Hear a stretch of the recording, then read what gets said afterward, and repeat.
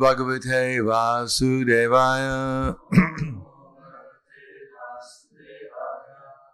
Bhagavad Gita as it is, chapter 7, Knowledge of the Absolute, text number 25. Naham prakasha sarvasha yogamaya samavrita mudoyam navijananti lokoyam ajam avyam Naham prakasha sarvasha yogamaya samavrita mudayam nabijananti lokamam ajam avyam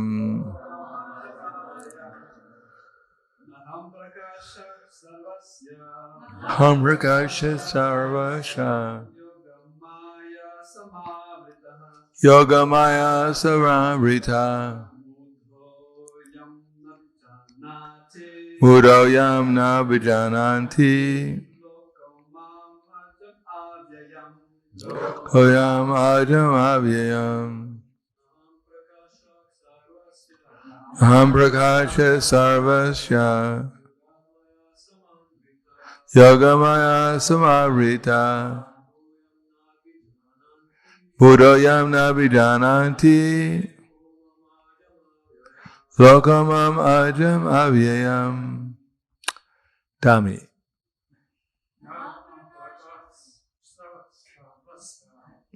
Prakasha sarvasha Gamaya samavrita Mudayam nabijananti Lokamam ajam avyayam. Okay, tell me. Naham prakasha sarvasha Yogamaya samavrita Udayam nabijanati Lokamam ajam avyayam Na nor aham I prakasha manifest sarvasha to everyone Yogamaya by internal potency Samavrita covered Muda foolish I am these Na not Abhijanati can understand Loka persons Mam me Ajam unborn Avyayam inexhaustible. Translation and purport by His Divine Grace A.C. Bhaktivedanta Swami Srila Prabhupada. I am never manifest to the foolish and unintelligent. For them I am covered by my internal potency, and therefore they do not know me, that I am unborn and infallible. Purport. It may be argued that since Krishna was present on this planet and was visible to everyone, then why isn't He manifest to everyone now? But actually, He was not manifest to everyone. When Krishna was present, there are only a few people who can understand Him to be the Supreme Personality of Godhead. In the assembly of Kurus, when Shishupal spoke against Krishna's being elected president of the assembly, Bhishma supported him and proclaimed him to be the Supreme God. Similarly, the Pandavas and a few others knew that He was the Supreme, but not everyone. He was not revealed to the non-devotees and the common man. Therefore, in the Bhagavad Gita, Krishna says that but for His pure devotees, all men consider Him to be like themselves. He was manifest only to His devotees as a reservoir of all pleasure. But to others, who unintelligent non-devotees, He was covered by His internal potency. In the prayers of Kunti, in the Srimad Bhagavatam 1.8.19, it is said that the Lord is covered by the curtain of Yoga Maya, and thus ordinary people cannot understand him. This Yoga Maya curtain is also confirmed in the Ishupanishad, mantra 15, which the devotee prays. Hiranmayena patrena satyasya pitam mukham tattvam pushana parvinu satya dharmaya drishtaye. O my Lord, you are the maintainer of the entire universe, and devotional service to you is the highest religious principle. Therefore, I pray that you also maintain me. Your transcendental form is covered by the Yoga Maya. The Brahmajyoti is the covering of the internal potency. May you kindly remove this glowing effulgence that impedes my seeing your Satchitananda Vigraha, your eternal form of bliss and knowledge. The Supreme Personality of Godhead, in his transcendental form of bliss and knowledge, is covered by the internal potency of the Brahmajyoti, and the less intelligent personalists cannot see the Supreme on this account. Also in the Srimad Bhagavatam, there is this prayer by Brahma. O Supreme Personality of Godhead, O Super Soul, O Master of all mystery, who can calculate your potency and pastimes in this world? You're always expanding your internal potency, and therefore no one can understand you. Learned scientists and learned scholars can examine the atomic constitution of the material world or even the planets, but still they're unable to calculate your energy and potency, although you are present before them. The Supreme Personality of Godhead, Lord Krishna, is not only unborn, but also avyaya, inexhaustible. His internal form is bliss and knowledge, and his energies are all inexhaustible. Namo Vishnu Naham Prakasha Sarvasha Yogamaya Samavrita Mudayam Nabijananti Lokayam Ajam Lokomam Ajam Abhyam. I have never manifested the foolish and unintelligent. For them I am covered by my internal potency, and therefore they do not know that I am unborn and infallible.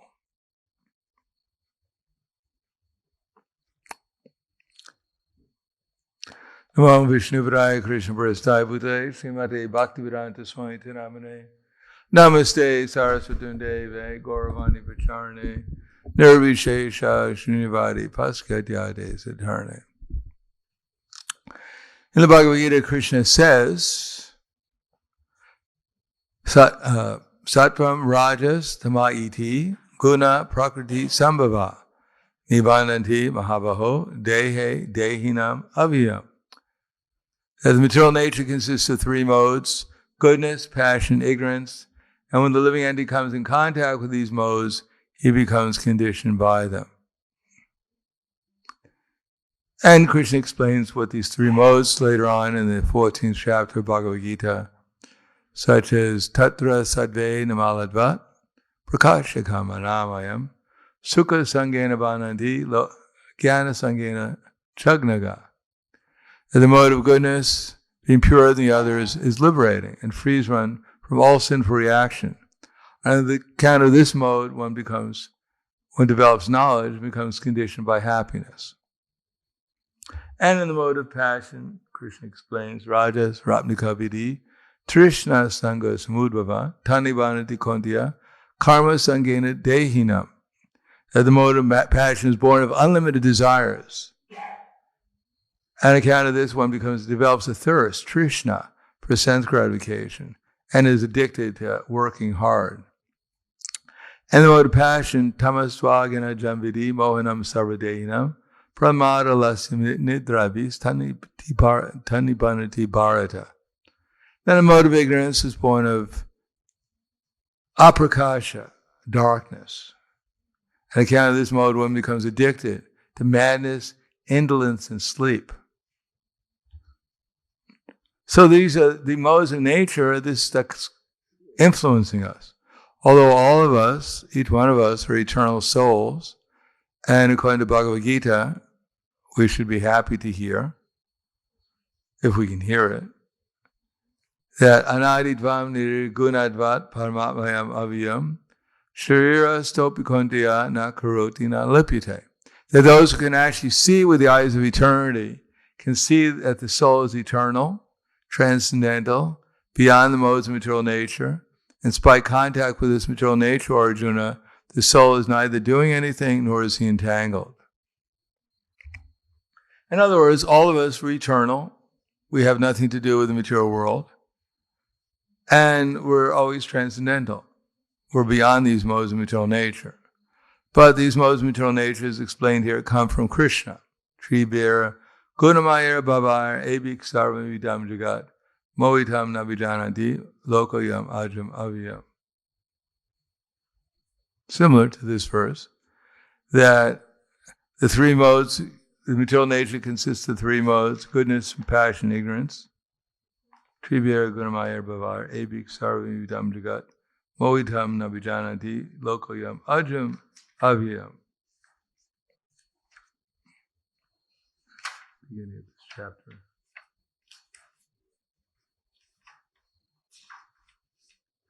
Deluded by the three modes, goodness, passion, ignorance, the whole world does not know me, who am above these modes and inexhaustible. Ye chaiva satvika bhava rajasas tamasas shaye etak matak evati tanvidi natvaham teshu temai. Know that all states of being, be there of goodness, passion, or ignorance, are manifested by my energy. I am in one sense everything, but I'm independent. I am not under the modes of material nature. If they are, on the contrary, are within me. In other words, Krishna has different energies. And one of those energies is called Maya. And those Maya has three phases: goodness, passion, ignorance. And we happen to be in that Maya, in that illusory energy, which is Krishna's energy. Therefore he says it's my internal energy transformed. Just like heat can be generated by electricity, and cooling in a refrigerator can be generated by the same electricity. So the same energy of Krishna either covers us in ignorance, identifying ourselves with the material energy, or covers us in spiritual energy, identifying ourselves as in some relationship with Krishna. Now it's up to the soul to choose which one of those energies he wants to be under. And that's his eternal choice.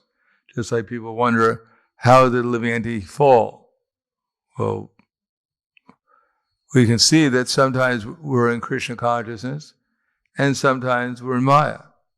Or sometimes we're more in Krishna consciousness and less in Maya, and sometimes we're more in Maya, and we don't have hardly any Krishna consciousness. So that's our decision. We're making it all the time. Sometimes we decide to become more absorbed in the spiritual energy, sometimes in the material energy. So we're called marjana, tatasta. We can go either way. We can forget Krishna if we want, and forget him to different degrees, in different ways, and imagine ourselves to be the enjoyers and the lords of material nature. Or we can identify ourselves as Krishna's servants and try to utilize his energies, or desire, to desire the desires of Krishna's desires, dovetail our desires with Krishna's desires, and therefore allow Krishna to utilize our body, mind, and words in Krishna's service. So that's up to us, what we want to do, and that choice is there eternally. Now, due to the absence of our experience in Krishna consciousness, we don't understand how wonderful Krishna consciousness is, because if we did, we wouldn't choose the wrong thing. Everything depends upon taste. Vishaya vinivartante nirharasya dehinam rasa varjam rasopyasya pramdrishva nivartate. The embodiment soul may be restricted from sense enjoyment, though the taste for sense objects remains, but ceasing such engagements by experiencing a higher taste, one becomes fixed in consciousness. So, Krishna is in our heart, and that can be explained scientifically, or it should be quite obvious. It's as obvious as the fact that we're not these bodies. Now, it's obvious that we're not these bodies if we have intelligence, and we have little intelligence. It's not as obvious. The fact that our bodies are always changing should make it obvious that we couldn't be these bodies because we're not changing. So that's the obvious, and it's obvious that we're not controlling material nature. We don't even know how the material nature is working. We hear it's working under Krishna's direction, but how he's doing it, we have no idea how his energies are functioning, although we see his energy of time is changing everything here, and yet time never changes. We can see that someone's supplying us with remembrance, knowledge, and forgetfulness. All living entities, not just us.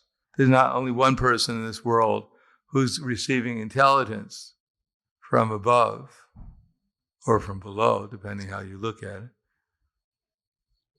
Everyone is getting intelligence that's being supplied. And therefore, sometimes we remember things more clearly, and sometimes we can't remember what's going on, depending on what state of consciousness we're in. And forgetfulness, sometimes we try to remember something, we can't remember it. And sometimes we try and forget something, we can't forget it. So it's not within our control. We desire, in fact, I desire, for instance, if I want to quote a verse, then I desire. And Krishna senses that desire. That is like one can understand the flavor of a flower by smelling it. And if he thinks I'm qualified, or any one of us are qualified, then he helps us remember that verse. Savasya chaham ridi sanavishto mataksmitir jnanam aponam cha vedaischa savaraham eva vedyo vedanta krid veda eva chaham. Now one may question, how do you remember all these verses? Well, I don't remember them. Krishna remembers them. And then he supplies remembrance. Now Krishna is the storehouse of knowledge. He knows everything, past, present, future. So if we ask him, he can tell us. It's like, you may have a big computer, has multi terabytes of information. And you say, well, how can you type in a few things and you get some information? What's the tallest, what's the deepest place in the Atlantic Ocean? Exactly where it's located. So you type a few letters in and it comes up, so it's northeast of, so-and-so in the Atlantic Ocean. And the people, wow, you have a fantastic memory. But actually all you did is, the only thing you can remember is where the keys are. You typed it in and the computer gave you the remembrance. So similarly, if we remember to rely upon Krishna, then Krishna can give us remembrance that's in Krishna consciousness. Because he knows everything. And if we don't rely upon Krishna, then what's the chance of our remembering anything about Krishna consciousness? Not very much. So utilizing things in Krishna service, it's much more, using things in Krishna service means to think that Krishna wants me to do this, and therefore I should remember therefore we ask Krishna actually, what, and how, and why, and should I do this? Then Krishna gives us remembrance. And we make progress in Krishna consciousness. And when we forget that, then Maya has stored up our remembrance since time immemorial, and she supplies everything that we need. So in the material world, either we depend upon Krishna, and we're put into a certain circumstance in Krishna consciousness, or we forget Krishna and we're put into the modes of nature that we've acquired. Now in the process of Krishna consciousness, luckily, we gradually become purified, and some of our past associations become Krishna conscious, become Krishnaized. And therefore, when we look at something, instead of remembering since time immemorial, every association we had with that particular object, when we utilize those objects in Krishna service, then we look at something, then we remember things in relation to Krishna. So that's called Krishna consciousness. So it's just a question of practice, utilizing things in relation to Krishna.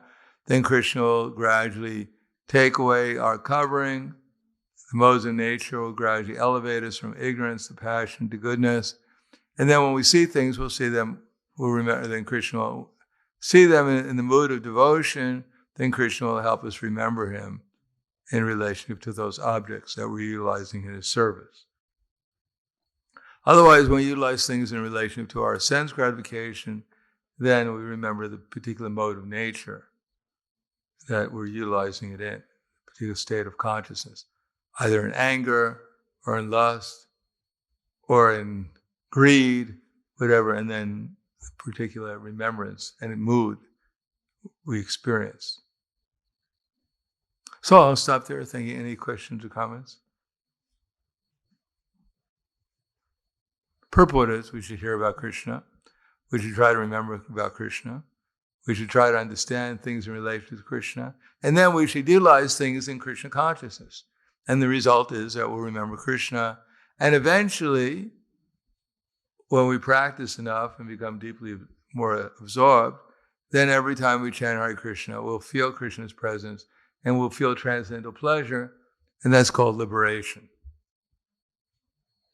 And thus we feel transcendental pleasure when we're remembering Krishna, then we're trying to get free from our anarthas. We're still pretty much covered, but still gradually we'll become purified. And then when we chant Hare Krishna, we'll remember Krishna's forms, etc., and then we'll be able to feel Krishna's presence. And then in that state, we won't be attracted so much by the material energy. And when that pleasure increases sufficiently, then we'll forget about the material energy. Yes? Material energy means our material concept of life, by the way. If you explained that we don't remember, but Krishna provides us knowledge. See, Krishna just provided you. You remember what I said because Krishna reminded you. Where it comes to the play studying Shastras, then how is this connected? How is this? Because those are Krishna's words. We can't hear Krishna in the heart, then we can hear him through Shastra. So Bhagavad Gita is Krishna talking directly to us. So if we can't increase extremely deepen our connection with Krishna, the secondary step is study Shastra. Or that's the first step. Oh, that's the first step. Well, we have to hear from Krishna. Tat Trinu. Maya Sakamanak Parata Yoga Myun Janmanashaya Asam Shayam Samagram Mam Ita Gasiti Tat Trinu. Hear from me, O son of Pritha. Hear from me. How by practicing yoga? So hear about how to practice yoga. And in what way? In full consciousness of me. With your mind attached to me. Then you can know me in full, free from doubt. So first thing is to hear from Krishna. And then hear what? Hear how to practice yoga. And how to practice yoga in full consciousness of him. With mind attached to him. Then we'll become Krishna conscious. And all our doubts, all our identification or misidentification with our gross and subtle material bodies and forgetfulness of our spiritual identity, those will go away. We'll realize who we actually are. As we realize Krishna, as Krishna reveals himself. Okay. Thank you. Anything else? Hare Krishna Maharaj, I have also a question regarding two anarthas that we have. And so it looks like that there is only a mechanical process that will move these anarthas away, or how should I understand how to move anarthas away? I mean, I would like that these anarthas go away, but I don't wish. Well, you have to pick them up and then throw them out. But how? I mean, yeah. So this like mechanical process, or how everything will go? I mean, or well, if it was mechanical process, it would be quite simple. But it's a little bit more than mechanical. It's a question of our desire. But we already have desires. We've acquired desire. We've acquired mechanically by living in the material energy since time immemorial. Then we've acquired so many desires. Now, how to get free from them? We have to change our desire. How to change the desire? It starts with hearing. Because unless we understand things properly, or as Prabhupada writes in the Bhagavad Gita, for one who sees things as they are, then the influence of the three modes of material nature gradually ceases.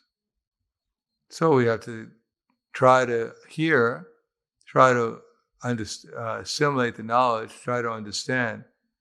And then when we see things as they actually are, then when we're faced with a situation where the material nature is impelling us to do something, then we may, our determination and our desire to do it will slacken, and instead we may become determined to do something in Krishna's service. So there's always going to be a time when the desires flow through our mind, and instead of choosing those desires, we choose to remain in Krishna consciousness. That's how we get free from our anarthas, because we take shelter of Krishna. Even in the face of our anarthas, we choose not to follow them, we choose to follow Krishna. And then just what is the more powerful process to go to listen to kirtan, or to take a japa in your hand and do the japa? But I think I am not so good at chanting japa. Well, that's good. Then you should practice japa. You'll probably make more progress. Yeah. Well, japa, kirtan, there's 9 processes. You can choose, but if you think, well, I'm not so good at japa, therefore I won't do it, you'll never get good at japa. But if you practice, like if you go on book distribution. Have you ever gone on book distribution? No. Oh, okay. You have to experience that. When you go on book distribution, then you're not always so enthusiastic. As a matter of fact, the way you see things, the mood, the anxiety, whatever else is there, especially if you're out of practice. So you go out and you see people in a certain way, you have a certain conception of what's going on, and then you practice. And sometimes it's not so pleasant. But then after you practice with determination, then gradually Krishna gives you rely upon Krishna more and more, because there's no one else to rely upon. And as you rely upon Krishna, then Krishna, as your desires change, as you rely upon Krishna, then Krishna starts rearranging your consciousness and rearranging your experience so that people come and you have the intelligence and you distribute books to them. Your whole mood, your whole experience changes because you're forced to rely upon Krishna. So when we're chanting japa, we also have the opportunity to rely upon Krishna by following his instructions as best we can. Similarly, every part of devotional service is an opportunity to rely upon Krishna and to do it as carefully and as attentively as possible. Every service. But there are certain services that we have to make more effort. And those services usually produce greater effect because of the greater effort. Krishna reciprocates according to our effort. More effort, then the more Krishna reciprocates. Hare Krishna, thank you. Anything? She has a question. Hare Krishna, thank you for your class. I wanted to ask, so sometimes when we do direct service to the deities or to Krishna, it's easy to meditate on his pleasure.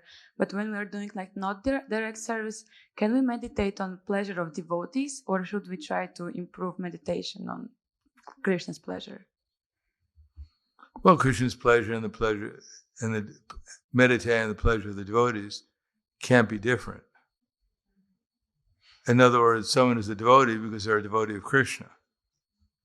But if we forget their relation with Krishna, then what are we thinking? But if we're thinking of by pleasing the devotee in Krishna consciousness, we'll be pleasing Krishna and the devotee. That's called Krishna consciousness. Well, Krishna consciousness means we can't forget Krishna. Because someone's a devotee because they're a devotee of Krishna. Now, if someone happens to be a very elevated devotee, then it's much more easy, perhaps, to remember them in relation to Krishna. So that's easier. But the idea is that we're practicing, so we see every devotee in relation to Krishna, and we think as service to Krishna under the guidance of the advanced devotees, because we can't forget that we're connected to Krishna through the instructions coming from the advanced devotees, through their instructions and the instructions of Krishna, then I know how to serve this devotee in order to please them in Krishna consciousness and to please our superior devotees into super succession, as well as Krishna. So every moment is a great opportunity to not only please the devotee, but to please our acharyas, to please Krishna, and to ultimately do service for everyone. Is that clear? Yes, thank you. But otherwise, if we go and see a devotee and think, oh, here's a nice devotee, maybe I'll give them some prasadam and please them. Well, that's nice. But even nicer is to see, here's a devotee of Krishna, and if I please this, and my superior devotee, Krishna in my heart, the instructions from Krishna and his representatives, Prabhupada and his representatives, have given me some idea how to please this devotee. So not only I just give them prasadam, but how do I offer the prasadam to them? What do I say to them? All these things they become more deeply in meditation with more devotion. The more we rely upon Krishna and his representatives, then that deepens our service and our loving exchange with those devotees. Is that right? Okay, anything else? Grantaraj Srimad Bhagavad Gita ki jai, Srila Prabhupada ki jai, Gaur Premanande.